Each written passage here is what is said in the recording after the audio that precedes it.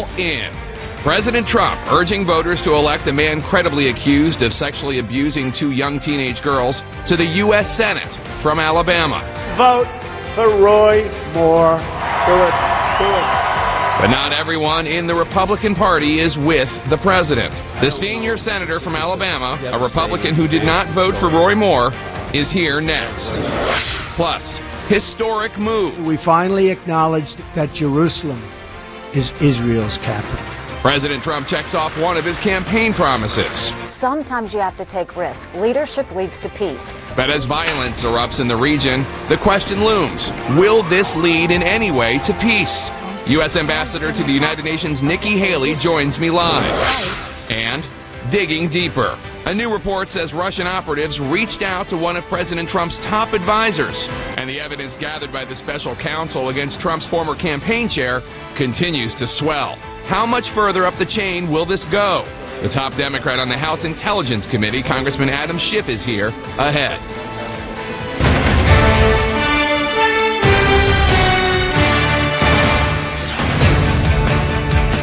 Hello, I'm Dick Tapper in Washington, where the state of our union is heading south. In just 2 days, voters will head to the polls in Alabama to choose a new U.S. senator. President Trump is now throwing the full weight of his presidency behind controversial Republican candidate Roy Moore, who has been credibly accused of sexually abusing two young teenage girls, including a 14-year-old. Moore has repeatedly denied the allegations. And this morning, we're learning President Trump has recorded a robocall for Moore ahead of the election. On Friday, the president held a campaign-style rally just over the Alabama border, explicitly calling on voters to choose Moore. We can't afford to have a liberal Democrat who is completely controlled by Nancy Pelosi and Chuck Schumer. We can't do it. We can't do it. So get out and vote for Roy Moore. That endorsement from President Trump sure to offer Moore a boost in a state that Trump carried by nearly 30 points in 2016. Let's get right to Alabama's senior Republican Senator Richard Shelby, who joins us now from Tuscaloosa. Senator, thank you so much for joining us. We appreciate it. You said that you already cast your ballot in the Alabama special election and that you chose to write in a candidate instead of voting for the Republican Roy Moore. The latest polls are neck and neck, showing Jones, the Democrat, leading by a hair. Perhaps when it comes down to it on Tuesday, who would you rather see win? Well, I'd rather see the Republican win, but I would hope that Republican would be a write-in. I couldn't vote for Roy Moore. I didn't vote for Roy Moore, but I wrote in a distinguished Republican name, and I think a lot of people could do that. Will they do it? I'm not sure. I don't know what's going to happen. You know, as a Republican, I had to vote Republican. I wanted to vote Republican. I understand where the president's coming from. I understand we would like to retain that seat in the U.S. Senate. But I tell you what, there's a time, we call it a tipping point. And I think so many accusations, so many cuts, so many drip. When it got to the 14-year-old story, that was enough for me. I said, I can't vote for Roy Moore. But you're going to wake up on Wednesday, and one of these two men, Roy Moore or Doug Jones, is going to be your fellow senator from Alabama. Which one would you rather deal with on a professional level? Well, I don't have to answer that question today. I had rather see another Republican in there, and I'm going to stay with that story. I'm not going to vote for the Democrat. I didn't vote for the Democrat or advocate for the Democrat, but I couldn't vote for Roy Moore. The state of Alabama deserves better. I think we've got a lot of great Republicans that could have won and carried the state beautifully and served in the Senate honorably. Will you tell us who you voted for, who you wrote in? I am not going to tell you that any more than you do, okay? Well, let me ask you, Roy Moore's accusers include Lee Korfman, who alleges that he sexually molested her when she was 14, and Beverly Nelson, who alleges he sexually assaulted her when she was 16. Do you believe these two Alabama women? I think the women are believable. I have no reason not to believe them, just like the Attorney General Sessions said he had no reason or something not to believe the women. They were credible. But, you know, I wasn't there. I don't know what happened, but there's a lot of stories there. There's a lot of smoke. Got to be some fire somewhere. Your fellow Republican Senator Cory Gardner of Colorado, who's head of the Senate Republican campaign arm, the NRSC, He is calling for Roy Moore to be expelled if he wins the election on Tuesday. Back in November, Gardner said in a statement, quote, "If Moore refuses to withdraw and wins, the Senate should vote to expel him because he does not meet the ethical and moral requirements of the United States Senate." Do you agree? Well, if he wins on Tuesday, the Senate, under the Powell case out of the Supreme Court, will have to seat him, and we'll see what happens after that. But I want to reiterate again, I didn't vote for Roy Moore. I wouldn't vote for Roy Moore. I think the Republican Party can do better. Would it be appropriate for the Senate to launch an ethics committee investigation if he wins? Well, I understand that's already being contemplated, but that would be up to the leadership and others to do that. I think that the Senate has to look at who's fit to serve in the Senate. President Trump obviously is all in on Roy Moore. He recorded a robocall for him. He had a rally in Pensacola, Florida, just across the state line on Friday, where he urged his supporters to vote for Moore while also condemning his opponent, Democrat Doug Jones. Take a listen to the president. He will never, ever vote for us. We need somebody in that Senate seat who will vote for our Make America Great Again agenda. So get out and vote for Roy Moore. Do it. Do it. If Roy Moore wins on Tuesday, I think it's fair to say that it will be because President Trump supported him. Do you wish President Trump had not provided cover for Roy Moore, that he'd stayed out of the race? I think Roy Moore has his own following, regardless of whether the president's involved or others. I don't know what's going to happen Tuesday. It depends on the turnout and go from there. But I do believe, and I'm going to say it again, the Republicans could do better. Your Democratic colleague Al Franken resigned from the Senate on Thursday after a wave of allegations of sexual harassment against him. Take a listen to what he said in his resignation speech. I, of all people, am aware that there is some irony in the fact that I am leaving while a man who has bragged on tape about his history of sexual assault sits in the Oval Office, and a man who has repeatedly preyed on young girls campaigns for the Senate with the full support of his party. Do the Democrats have a higher standard for behavior and conduct than the Republicans do? Absolutely not, and I think you'll see all this play out. I believe whether you're a Republican, a Democrat, independent, whatever you are, that you would not put up with the conduct, bad conduct from a Democrat or a Republican, and that's going to be part of what's going to happen in the future. The Senate's going to have to weigh, if Roy Moore wins, his fitness to serve in the U.S. Senate. And let's turn to the economy. Obviously, right now, taxes, the tax bill is in conference committee, or is about to enter conference committee. Take a listen to something President Trump said on Friday. Economic growth last quarter surged to 3.3%. The stock market is hitting an all-time high record for another, and think of this, 86 times since Election Day. As the president just noted, the economy is doing quite well in many respects. Democrats say, why do you need to give a tax cut to big businesses and the wealthy if the economy is doing so well? What do you say to them? Well, first of all, I don't believe that tax bill is just for a few people. It's for a lot. It's a lot of relief for a lot of the working people, middle class. It's probably something for just about everybody in the bill. That's how legislation comes about. I plan to support the bill when it comes out of the conference committee. I voted for it before. I think it's a step in the right direction. He says it's going to boost the economy, though, and I guess the question is, does the economy even need boosting? Well, the economy's good now, but it could be better. There's probably $5 trillion lying around in savings accounts and bank accounts in this country that looking for better investment. We can grow this economy more. We have to prove that we can, and I believe we will. Senator Shelby, thank you so much for joining us. If I don't see you before, thank you, Jake. Merry Christmas and have a Happy New Year, sir. Thank you. Violent clashes erupting after President Trump recognizes Jerusalem as the capital of Israel, and now some new fallout for the U.S. as Vice President Pence is being snubbed. The U.S. ambassador to the United Nations, Nikki Haley, will be Welcome back to State of the Union. I'm Jake Tapper. Violent protests this morning near the U.S. Embassy in Beirut, Lebanon, after President Trump's decision earlier this week to recognize Jerusalem as the capital of Israel. Riot police clashed with protesters, some of whom threw stones toward the gate of the embassy and burned Israeli flags. A new diplomatic fallout as well this morning. The Arab League is condemning the move by President Trump, saying, quote, "The transformation of the policy of the United States of America toward Jerusalem is a dangerous development, and the United States has placed itself on the side of occupation, the violation of law and international resolutions, and as a result it has isolated itself from the sponsorship and mediation of the peace process," unquote. Joining me now is the U.S. Ambassador to the United Nations, Nikki Haley. Madam Ambassador, always good to see you. Thank you. The Arab League says this move has, quote, "isolated the U.S. from the peace process." Your administration, of course, has made peace in the Middle East one of its top priorities. How does this move help that? How does it help the peace process in any way?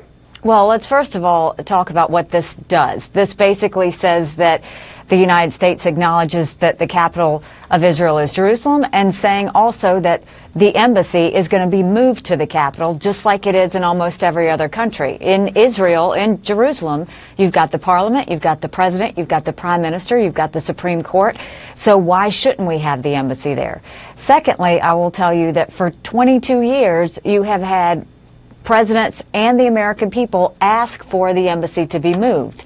And no president, not Clinton, not Bush, not Obama, actually had the courage to make that move and listen to the will of the American people. The Senate just overwhelmingly again voted to have the embassy moved. So the president did the will of the people.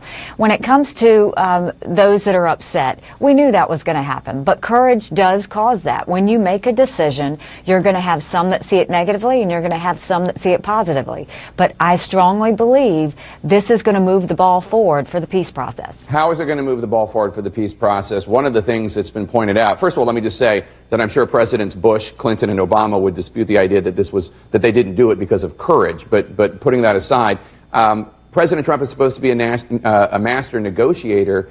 Isn't this just cashing in a chit and getting nothing for it? How does this move the peace process forward in any way? Not at all. And I will tell you, all the presidents wanted to do it, and everyone around them kept saying, don't do it, don't do it. This president said for 22 years, that waiting didn't help us. Now let's try and move the ball. What I will tell you is, you have to look at the situation that he just took Jerusalem off the table. He just took it off the table. So now they get to come together. They get to decide what the borders will look like. They get to decide the boundaries, and they get to talk about how they want to see Jerusalem going forward. All we did was say, this is not something that we're going to allow to happen in the middle of your negotiations. You come together and you decide what you want from the Israelis and the Palestinians for the peace process to look like. And that's what we're going to continue to do. And in terms of the Arab League, yes, they have said that, but we have a whole lot more in common with the Arab League than we've ever had before. And mainly that's because of our fight against Iran. And so, while this is one issue they disagree with, there's a whole lot of other issues that we're working very closely with them on. I want you to take a listen to something that Dr. Saeb Erekat, the PLO Secretary General, said after President Trump's decision. I think tonight he is strengthening the forces of extremists in this region as no one has done before. This is an act, a statement that's totally uncalled for, totally unacceptable, is in total violation of international law, human rights, and he's turning the conflict between Palestinians and Israelis from a political one into a religious one. That's a very dangerous situation. Do you have no concerns that this decision is going to weaken the moderate voices in the Arab world and strengthen the zealots? No, because I have no concern, because what they mostly care about and what's their priority right now is Iran. And we are in lockstep with them. And we have done a great job of talking about how we're going to fight extremists. Jake, when the president made this comment on Wednesday, everybody said the sky was going to fall. So Thursday, Friday, Saturday, Sunday, the sky's still up there. It hasn't fallen. It is maybe human nature for some to say this is terrible, but what if this actually moved the ball forward? How? And that's what the American people... Madam Secretary, you keep saying that, and I still don't see how it moves the ball forward. In terms of the peace process, all the president has done is remove something from the table that could have been used to either force the Israelis to concede something or force the Palestinians to concede something? Because we've had conversations with both the Palestinians and the Israelis. We've had great negotiations in that respect, and we're going to continue doing that. And, you know, for those who want to say this is a bad idea, I'll tell you, you know, ask us 5 and 10 years from now if you still think it's a bad idea, because I really do think that this is going to move the ball in the peace process. And what this does is just say what's real. Jerusalem is the capital of Israel. What's wrong with saying it? What the about East American Jerusalem? people have agreed with that. But what about East Jerusalem? We did not talk about boundaries or borders for a reason, and that's because whatever is East Jerusalem or any other part, that's between the Palestinians and the Israelis. That's not for the Americans to decide. The Americans just said we want our embassy in the capital, and that capital is Jerusalem. I still don't see how it moves the peace process forward, but I do want to get That's to know. okay. It will move the peace process forward, and I'll come back and tell you I told you so. Okay, well, I await that booking. Let's turn to North Korea, though. President Trump spoke about diplomatic efforts in North Korea Friday night at a rally in Florida. Take a listen to what he had to say. As part of a campaign of maximum pressure on the vile dictatorship of North Korea, we have imposed the toughest ever sanctions passed by the United Nations Security Council. And we have a lot of other sanctions. But, you know, I don't know that sanctions are going to work with him. We got to give it a shot. You know, we'll see. Just days ago, North Korea launched an ICBM that theoretically could hit the continental U.S. You and President Trump keep talking about these toughest ever sanctions. But with all due respect, it doesn't seem to be making any difference in North Korea's behavior. Is there any evidence at all that this approach is working? Well, I think you have to look at what did the sanctions do. They cut off 90% of the trade, 30% of the oil, but every ounce of revenue that North Korea receives, they put towards their nuclear program. So the fact that the sanctions have completely squeezed them, that's less money they can put towards that nuclear program now. So whether people can't see it, it is helping us tremendously to not have them have the cash that they normally would have had. This is a serious situation. The missile that they launched not too long ago was much stronger than the one we had seen before. They have made progress. But what we have managed to do is the United States has led, and the international community is all with us in isolating North Korea. That's a very important move. They feel it. They're getting paranoid. They're stressed out about it. But we're going to continue to keep up the pressure because we have to. Speaking of sanctions, back in August, the president signed a bill, kind of forced to sign it. That was a bill that passed overwhelmingly by Congress, sanctioning Russia for interfering in the 2016 election. It's now December, and those sanctions have yet to be implemented. Why is President Trump, why is the Trump administration dragging its feet and delaying these sanctions against Russia for the election interference? Well, from what I've been told, the State Department says they have gone forward with the sanctions on Russia. And so, you know, I don't know anything about what you're talking about because the State Department has said they have fully implemented that. President Trump attended the opening of the Mississippi Civil Rights Museum on Saturday after two prominent black congressmen, including civil rights leader John Lewis, said they would not be attending because of President Trump's presence. In a statement they wrote, quote, "President Trump's attendance and his hurtful policies are an insult to the people portrayed in this civil rights museum," unquote. Now, I know you're the UN ambassador, but before that, you were also a South Carolina governor, and you were there during an important moment for the country and for South Carolina when it came to racial healing and reconciliation. Do you think President Trump should do more beyond simply attending a museum opening to show that he actually stands for and believes in the values of the civil rights movement? Well, I can tell you this. The idea of race is a very sensitive one, and racial issues are extremely we have to be very careful with racial issues because they're personal. What I do believe is we all have to continue to work to improve race relations. That's something that we all want as Americans. I think the president made a first step really trying to go out there to recognize the civil rights that people fought for, to look at this museum and to try and really reach out. I wish they would have joined him in that, but that's something that we just have to continue to do. We have to continue to bring both sides together and say, how are we going to heal? How are we going to move forward? Madam Ambassador, thank you so much for joining us. If I don't see you, Merry Christmas, Happy New Year. Merry Christmas, Jake. Thank you. New attempts by Russian operatives to infiltrate President Trump's inner circle even after the 2016 election. It got to the point where the FBI stepped in. The top Democrat on the House Intelligence Committee investigating Russia is here to discuss that next. Welcome back to State of the Union. I'm Jake Tapper. Russian operatives made repeated attempts during the presidential transition to contact the senior advisor to the president, according to a new report in the New York Times. The report says that FBI officials warned Hope Hicks earlier this year about the Russian outreach, saying that 2 Russian operatives had contacted her by email. The new reporting shows yet another example of Russian attempts to infiltrate President Trump's inner circle, even after the 2016 election. Here with me to talk about this and much more, the top Democrat on the House Intelligence Committee, Congressman Adam Schiff of California. Congressman, thanks so much for being here. I want to start with this new report about Russian efforts to contact Hope Hicks. What do you make of this continued effort to permeate President Trump's inner circle? Well, without getting the specifics of that allegation, we do know that the Russians throughout the campaign were making outreach to the campaign. They continued that during the transition, including some of the people they had talked to during the campaign, and obviously even after that point. So this is part of a concerted Russian influence operation that never stopped. We've also seen a lot of what we saw during the campaign in terms of Russian social media intervention never stop.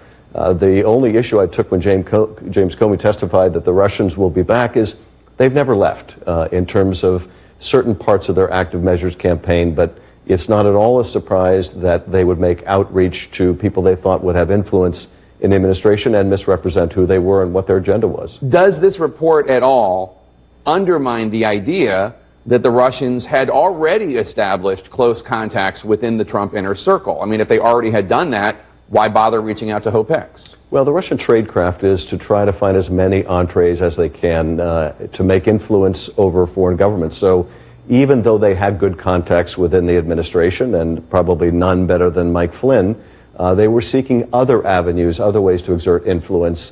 And I think we've seen that as part of a broad pattern, some which I can't get into here today. But that is very much consistent with Russian tradecraft. So you said earlier this week about the Russia investigation, quote, you really have to be trying to look away to say there's no evidence of collusion here. Now, as far as the public knows, we've seen evidence of Russian hacking, according to the intelligence community. We've seen the Russians dangling these emails, these damaging emails, before contacts with the Trump team or members of the Trump team. And we've seen members of the Trump team expressing willingness to get dirt on Hillary Clinton from the Russians. But we haven't seen the actual connection. We haven't seen an actual proof of cooperation and collusion. So what am I missing here? Well, you know, I think you have to look at the pattern and the chronology. You have in late April the Russians approaching the Trump campaign and saying, we have stolen Hillary Clinton emails. You have only weeks later the Russians making another approach to the campaign, this time at the highest levels, offering dirt on Hillary Clinton. Sure. The campaign already on notice that they have emails. You then have the message going back from the campaign to the Russians, basically, we would love to have your help, we'd love to play ball, but we are really disappointed in what you gave us. And only days later, Julian Assange announces he's received stolen emails, which we know now came from the Russians, and the Russians themselves start publishing the emails through these cutouts. You then have Trump Jr. in private secret communication with WikiLeaks. So we have all of these facts in chronology. You'd have to believe that these were all isolated incidents, not connected to each other. Just doesn't make rational sense. Now, can you prove beyond a reasonable doubt, will be Mueller's question to answer, that the Russians communicated to the campaign that the way they were going to deliver the help they offered and that the campaign accepted was not by handing the emails directly over to the campaign, but by publishing them? That will be up to Mueller, and we continue to try to fill in all of the missing pieces. But we do know this. The Russians offered help, the campaign accepted help. The Russians gave help, and the president made full use of that help. And that is pretty damning, whether it is proof beyond a reasonable doubt of conspiracy or not. Do you know of any instance where the Russians said, we're going to do it this way, we're going to do it through WikiLeaks, we're going to do it through DC Leaks, this is how we're going to get this information out there? I can't comment. That is an issue that we have been investigating, and I don't want to comment at this point or not what the state of that evidence is. I want to ask you about Special Counsel Robert Mueller's investigation. He removed an FBI agent over the summer from his team after text messages that this agent sent reportedly revealed an anti-Trump bias. Another top member of Mueller's team's investigators, Andrew Weissman, sent an email to Sally Yates, then the acting attorney general, congratulating her for refusing to enforce the Trump travel ban. And according to the Wall Street Journal, Weissman also attended Hillary Clinton's election night party in New York. Can you understand, if the situations were reversed, why Republicans would look at these facts and say, boy, there might really be a problem with bias in the Mueller investigation? You know, Jake, the fact is the circumstances have been reversed in probably a far more significant way, and that is we now know that at the same time that James Comey was openly talking about a Hillary Clinton investigation, including up until days before the election, he was not disclosing to the public that there was also an investigation of the Trump campaign. That is far more significant than any of these text messages from my point of view. Now, I don't think that was because James Comey had a political axe to grind and was doing this in a partisan way. I do think it was an error in judgment. And I think it is perfectly appropriate for us to do oversight of how that investigation was conducted. But the intent here is not to do oversight. The intent here is nothing short of discrediting Mueller, then discrediting the Justice Department, then discrediting the FBI, then discrediting the judiciary. Should the judiciary convict some of the people that Mueller has charged or may charge in the future. This is an effort to tear at the very idea that there is an objective truth. And I think this president, in astonishing speed, has remade the Republican Party in his own deeply flawed image. And that will be ruinous to the Republican Party. But as we depend on a two-party system with two functional parties, it will also be deeply damaging to the country. The discrediting of our institutions, the justice system, the judiciary, the press, is enormously destructive. Congressman Adam Schiff, the top Democrat on the House Intelligence Committee. If I don't see you before Tuesday, happy Hanukkah and happy New Year to you, sir. And to you as well. President Obama has a stark warning for Americans. Stay vigilant or risk a similar path to that of Nazi late 1920s or 30s that looked pretty sophisticated with the music and the art and the literature and the science that was emerging. It would continue into perpetuity. And then 60 million people died. And an entire world was plunged into chaos. So, you got to pay attention and vote. As President Obama, former President Obama, seemingly warning people that they need to stay engaged, need to stay pay attention, otherwise Nazi Germany could happen. I'm here with my panel. Amanda, kind of a stark example for President Obama to cite, and I know some conservatives are offended by it. What do you think? I think history is rich with examples of disgraceful leadership, and this is a form of intellectual laziness that I don't expect from President Obama. If you want to draw a historical analogy, I'd probably stick to Watergate and the bumbling thugs that helped Nixon carry that out. But if he does want to draw on history, I mean, let's not descend into Godwin's law from a former president. He could do better. What are you thinking? You know, the president's main message was we have to tend, I think his exact words were, we have to tend to the garden of democracy. That was really his point. And he can use any example that he chooses. The bottom line is that he's talking about consciousness within society that we can never lose sight of, that we must continue to fight for our higher selves. And that was mainly his point, that we can dissipate to the ugly side of humanity if we are not careful. Mark? I hope he's not referring to his political opponents and comparing them with Nazi Germany, and I'm going to hope for the best in that. But really, we've got to learn to disagree without being disagreeable again as Americans, and we can disagree with people on policy. We don't have to be disagreeable or consider them our enemies. Bakar? I think that we have to look at what happened next, what he said next, because after this, he still talked about the fact that from the United States is an emerging narrative that the rest of the world still looks up to. He talked about the rule of law. He talked about order. He talked about the intellect and the science and the technology and all of these emerging things that are coming from the United States of America. But there are a lot of us who are concerned about the fact that the norms, the fundamental norms of democracy, the fundamental tenets of our democracy are being preyed upon daily by this administration, and people who are neglectful and don't want to look at that in the eye are just being naive or dishonest. And so it may have been an interesting example. It may have been one that people want to shy away from. However, it's not ahistorical. It doesn't lack any fact. In fact, it's very much true. Speaking of societal norms, let's turn to the Alabama Senate race and Roy Moore. A very important part of whether or not Doug Jones can pull this off will be if he can turn out the black vote in Alabama. The African-American population there makes up about 27% of Alabama. An article in the Washington Post said in order to win the black vote there, Jones is going to need to win the black vote at a rate close to Barack Obama. Do you think that Doug Jones can pull this off, Bakari? It seems like a pretty tall order. About 2 weeks ago, I would have told you no. Now I'm in the category firmly believing that Doug Jones can win this race. It is an extremely tall order because the BVAP, the black voting age population at the end of this race has to be about 27%. The polls that have him up 2 to 3% have it at about 23, 25%. The polls that have him down have it at about 17%. I don't know how many people at this table or watching today have actually voted in December. I've never voted in December. I mean, it's very atypical to vote in December, and it's a very difficult time. But I can tell you this, that we've spent a lot of time on CNN and every other network talking about Roy Moore. But Doug Jones is in Alabama talking about Doug Jones. He's talking about rebuilding hospitals that are falling apart. He's talking about jobs in the Black Belt. He's encouraging African Americans to come out and vote. And it's going to be a tough haul. But on Tuesday, we're talking about Alabama, and Alabama's going to be a close race. Mark, President Trump is a lot of Republicans disagree with his decision to back Roy Moore. You heard Richard Shelby, the senior senator from Alabama, earlier in the show say he didn't vote for Roy Moore. He believes the women who have charged and made allegations against Roy Moore. What is the reason beyond pure partisan politics keeping that seat Republican to support somebody who is so controversial and has had so many credible charges against him?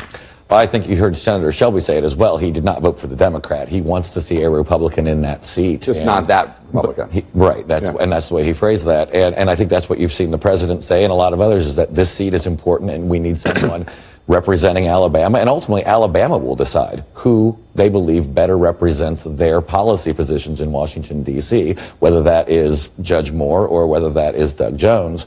And we'll find out. The president's gone a lot farther than that, though, to be honest. I mean, the president's out there saying vote for him. That's not what Richard Shelby said. Yeah, well, interestingly enough, Richard Shelby wouldn't even say who he wrote in as a candidate. I mean, how can you mount any kind of opposition to Roy Moore if Richard Shelby will not say who he voted for? But what I think is interesting about this race is that you are seeing the power of the presidency. They've done an effective job at keeping Roy Moore quiet and sending in the big guns, which are now President Trump and Steve Bannon. And President Trump is formulating a strong 2020 generic argument against the Democrats. He's said repeatedly in interviews that the Democrats, pick any one of them, whether it's Doug Jones or anybody else, are bad on immigration, bad for the military, bad on spending, will raise your taxes. He has got his playbook down, and that's a very convincing argument for Alabama voters. What do you think? I mean, do you think that the Democrats can actually pull this off? Over the weekend, several prominent African-American politicians, Democrats, Kamala Harris from California, Cory Booker from New Jersey, Deval Patrick, formerly the governor of Massachusetts, hit the trail for Jones. Can that make a difference? I mean, we're giving it a try, and all politicians bring in the big folks, so to speak. But this really comes down to how you cultivate a relationship with voters over the long haul.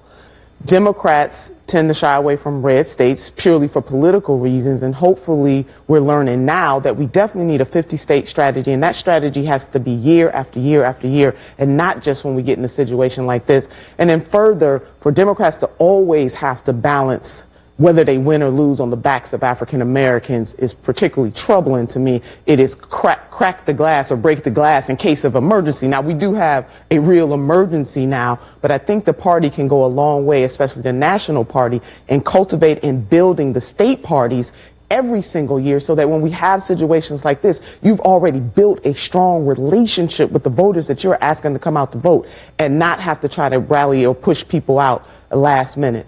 Mark, do you not understand why Republicans like Cory Gardner, the senator from Colorado, think that Roy Moore ultimately, even if it keeps that seat, even if he wins and that seat is kept in Republican hands, that it actually will do damage to the Republican brand?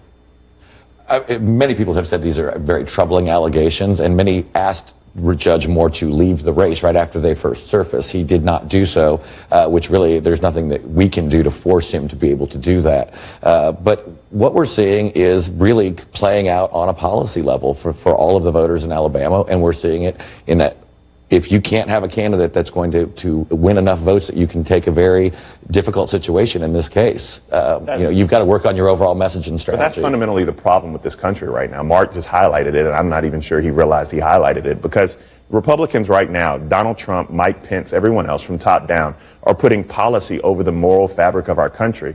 Like, what does the Republican Party stand for? Even more specifically, what do white evangelicals in the South and probably throughout this country stand for? That you can turn a blind eye to someone who's charged credibly with pedophilia, charged credibly with preying on children, that you say, oh my God, I'd rather have a vote for a tax cut than somebody who is actually a good person. And to Nina's point, one of the things that Doug Jones has going for him, there's been no clearer dichotomy of any election that we've had in recent history. You have someone who literally imprisoned Eric Rudolph. You have someone who actually imprisoned the people who bombed the 16th Street Baptist Church versus someone who thinks that slavery was a good time period for African Americans and all of us, and someone who, as Ivanka Trump said, is the worst part of America because they prey on children. I would ask you to rethink your position, or have your party rethink their position on whether or not it's policy or what we want the moral fiber of our country to be. That's a problem for me. Amanda, you're a Republican who's been struggling with this Trump era, especially when it comes to the standards of personal behavior. What's your take on the idea that the Republican Party is so set on achieving its policy goals, it's willing to look away, look and ignore serious charges, as Bakari just said? Do you agree with his take? I don't agree with all of it. I agree with some of it. There's a lot of Republicans, friends of mine, who have made the decision that the politics are so toxic and damaged right now, we will take a flawed actor in office if they are a means of achieving the policy goals that we want. And honestly, I can't look at a Republican voter who says abortion is my #1 voting issue and tell them to vote for a Democrat who is pro-choice and will support abortion at 20 weeks or more. If that is their highest voting issue, which it is to many Republicans, who will go with a Roy Moore knowing that he is a flawed candidate because they deeply care about that issue. And so my anger and my frustration is faced towards Republican Party leaders who don't give us better choices. The Republican Party in Alabama had mechanisms to change the race, to change the election. Would have been drastic. Would there have been people that would have been upset? Yes. But they had the means to do it, just as Republicans did at the convention, to at least have a roll call vote to voice opposition to Donald Trump, and they didn't do it. So my anger is at the leaders in the Republican Party that create these conditions, not the voters that have to grapple with them. All right, thanks one and all for being here. Chuck and Nancy, Roy Moore, Vladimir Putin. Who's on the president's nice list this year, and who's been naughty? It's complicated. That's the subject of this week's State of the Cartoonian, coming up next.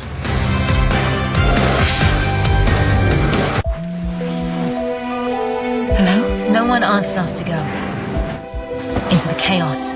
Majority